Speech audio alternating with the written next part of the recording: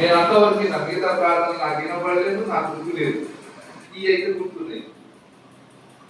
అయిపోయింది. నెక్స్ట్ రోజు మన ప్రార్థన గుర్తుపెట్టింది. అప్పుడు నేను ప్రార్థన చేసిన పెద్దవాళ్ళందరూ కూడా చేయరా, నాకు భయం చేయడం రాదు. కానీ మా అమ్మ ప్రేమ కోసం ఒక్క మాట చేయాలనుకున్నా. ప్రభు నన్ను సర్పంచ్ మా తమ్ముని ఎస్ఐ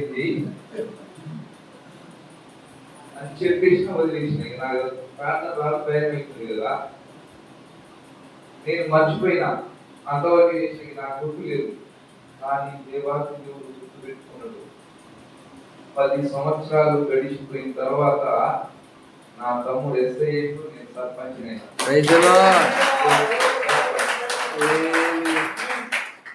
ఇప్పుడు మా తమ్ముడు సిఐ ఉన్నాడు. నేను ఒకసారి కాదమ్మా 2 సార్లు సర్పంచ్ అయినా. 3వ సారి కూడా అయితే కానీ నాకెందుకు తెలుసుకోవడం లేదు. పెద్ద స్టేజ్ పోతే బాగుంటుందేమో, నేను తీసుకొచ్చేయాలని ప్రార్థన చేసేసి